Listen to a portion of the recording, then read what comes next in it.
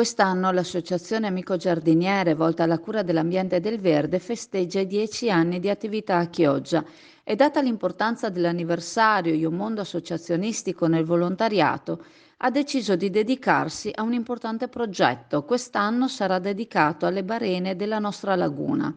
Queste rappresentano una peculiarità del nostro territorio, un ecosistema caratteristico e unico, distese piatte in cui l'acqua disegna i ghebi, tortuosi canali e in cui la vegetazione si è dovuta adattare per sopravvivere in un ambiente salmastro, un ambiente unico, non da tutti conosciuto, ma che caratterizza per alcuni tratti la laguna veneta. La difficoltà nel venire a contatto con le balene e l'accessibilità, trovandosi esse incasellate nell'acqua, ma per ovviare e approfondire comunque il tema, l'associazione ha deciso di tenere come punto di osservazione una creazione naturale simile per molti versi, ma sulla quale si può accedere senza la necessità di scendere in acqua direttamente dalla terraferma. Si tratta dell'area nei pressi delle chiuse sul Brenta dove si trova la struttura conosciuta come polveriera, punto di osservazione di cacciatori ed ornitologi e dove gli stessi hanno creato sentieri di cui gli associati si serviranno. Come dice la presidente dell'associazione, lo scopo è prendere conoscenza della vegetazione peculiare e caratteristica, condividere attraverso i social le conoscenze acquisite e cercare di portarle alle scolaresche. Abbiamo potuto constatare che sono in molti a non conoscere quest'ambiente, ancor di più coloro che non si sono mai addentrati. Essendo però una tipicità della nostra laguna, l'associazione ritiene opportuno che la sua conoscenza sia per tutti un valore aggiunto. E aggiunge, coloro che vorranno contribuire al nostro percorso con le loro conoscenze a riguardo sono comunque benvenuti. SD Auto informa della novità per il 2023, la revisione dei carrelli in sede. Si effettuano revisioni in sede dei rimorchi di massa complessiva non superiore ai 3.500 kg, 01 e 02, di carrelli per imbarcazioni, per moto, per auto, roulotte, trailer per il trasporto cavalli, carrelli tenda, carrelli trasporto animali e tutti i carrelli di massa complessiva non superiore ai 3.500 kg. Potete contattare SD Auto per qualsiasi informazione o chiarimento. Allora, questa mattina ci ha chiamato una signora residente in Calle Manfredi, la quale era disperata e ci ha detto che si è ritrovata praticamente oltre ai bidoni della differenziata che c'erano già presenti nella Calle Manfredi, vicino all'entrata secondaria della Coop di Chioggia, ne ha trovati altri 3. Come mai ce ne sono adesso in Calle Manfredi 6 invece di 3? Perché qualcuno ha deciso di spostare quelli 3 che c'erano in Calle Airoldi, che è la calle vicino dove c'è confinante con la rosticceria dell'amico Gallo. Allora, onestamente ve lo dico sinceramente, non mi sembra una grande bella idea. Ovviamente i bidoni li avrà spostati Veritas su sollecitazione dell'amministrazione comunale. Per quale motivo?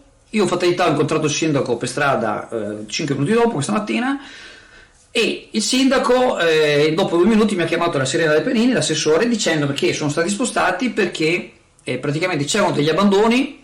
Con tutto il rispetto della Serena De Penini, gli abbandoni ci sono dappertutto, cioè, non so, io li vedo dappertutto, non solo in Calle Airoldi, e quindi sono stati spostati in Calle Manfredi, dove praticamente c'è una telecamera e con la telecamera, secondo l'assessore, si risolverà tutto quanto. Ecco, noi ve la riproponiamo pari pari, non aggiungiamo nessun commento. Questa è la situazione. Praticamente per spostare il problema di Calle Airoldi l'hanno spostato in Calle Manfredi, così i residenti di Calle Manfredi avranno il doppio dei problemi e quelli di Calle Airoldi saranno contentissimi. Domanda: non è che in Calle Manfredi, in Calle Airoldi, scusate, ci abita qualcuno che ha qualche maggior peso rispetto a quelli di Calle Manfredi? Punto di domanda. Mi viene questo sospetto.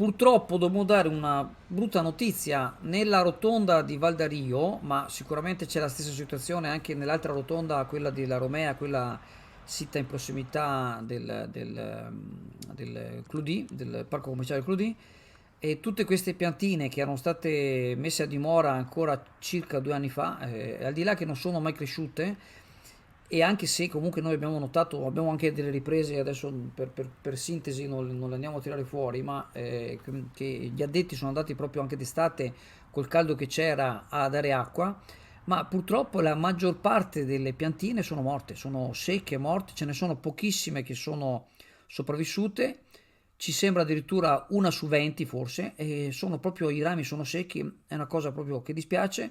Ricordiamo che anche ieri c'è stato l'allarme da parte della Regione Veneto che soprattutto per le province di Belluno, Vicenza, Verona e di Treviso c'è un grandissimo rischio di incendi, perché i boschi, i prati sono totalmente secchi. C'è anche il Po che è in secca in questo periodo che siamo praticamente in inverno.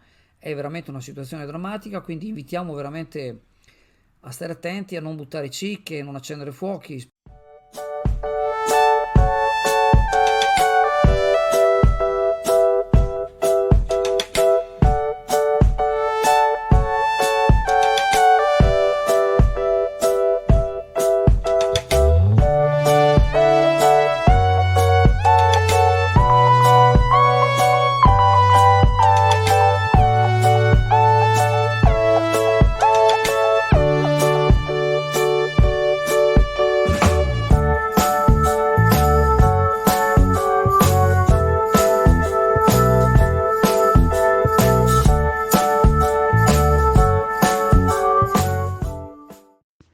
Riguardo la fusione dei comuni di Cavarzere e Cona interviene il circolo di Cavarzere e Cona della sinistra italiana, il quale si dice propenso, come già dichiarato nel 2018, tanto che il loro consigliere Andrea Fumana aveva votato favorevolmente alla delibera con cui il Consiglio aveva approvato lo studio di fattibilità riguardante la fusione. L'ultima parola logicamente spetta al popolo, con un referendum previsto dalla legge. Il 13 febbraio, presso il Teatro Comunale di Cavarzere, ricorda, si è tenuto un incontro pubblico in cui sono stati illustrati i dati ricavati, inclusi i benefici economici e le prospettive future che deriverebbero dalla fusione dei due comuni, sottolineando che i consigli comunali devono avviare il processo di fusione entro il 30 aprile prossimo. La sinistra italiana, Circolo di Cavarzere e Cona, avanza due proposte: che la Regione Veneto e l'assessore delegato, le associazioni imprenditoriali, economiche e sociali favorevoli alla fusione organizzino in tempi rapidi un'iniziativa pubblica a Cona per presentare lo studio di fattibilità per la fusione, e che il Consiglio Comunale di Cona avvii il percorso della fusione, lasciando ai cittadini conensi la possibilità di esprimere la loro posizione col referendum, da tenersi entro il 31 ottobre 2023.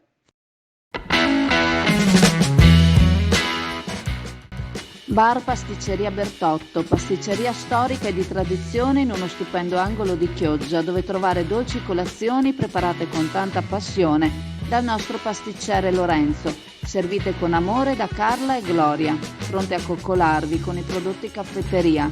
Per Natale venite a provare i nostri panettoni e pandori artigianali, i tronchetti di Natale, e lasciatevi consigliare per ogni altra occasione ed evento.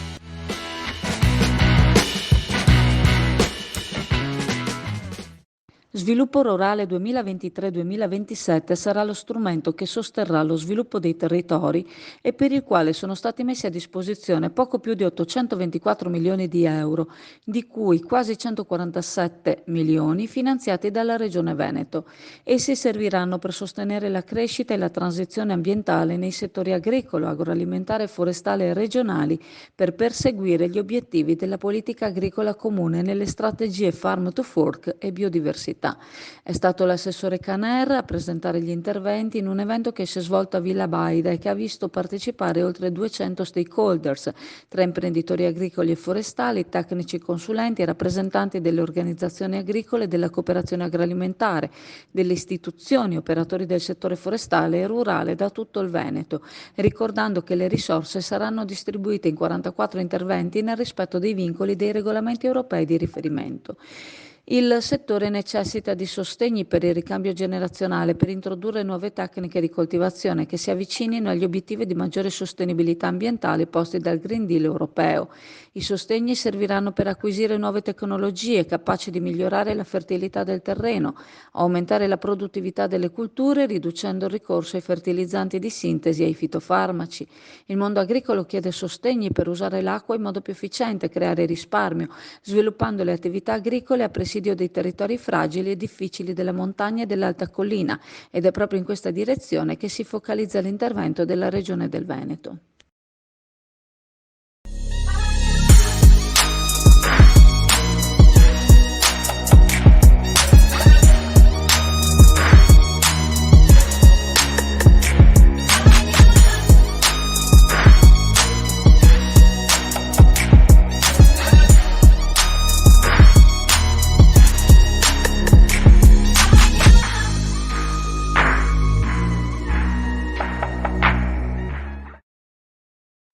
Per oggi era stato indetto uno sciopero di tutte le testate del gruppo Gedi, sia cartacee che online.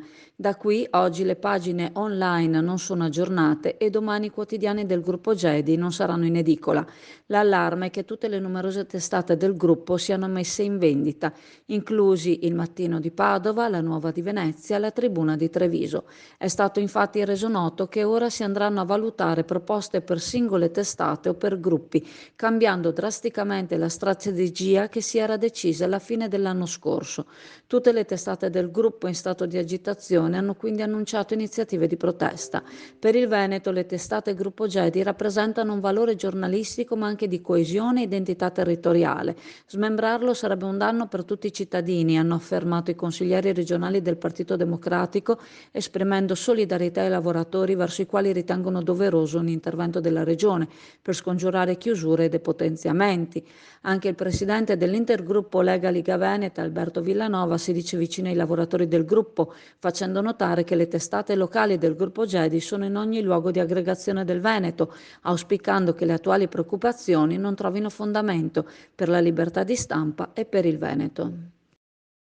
Allora, siamo alla Camera, Pescheria Camera qua ai saloni e la Camera ha deciso di iniziare il servizio di pulizia del pesce. È assolutamente obbligatorio la prenotazione per la pulizia del pesce.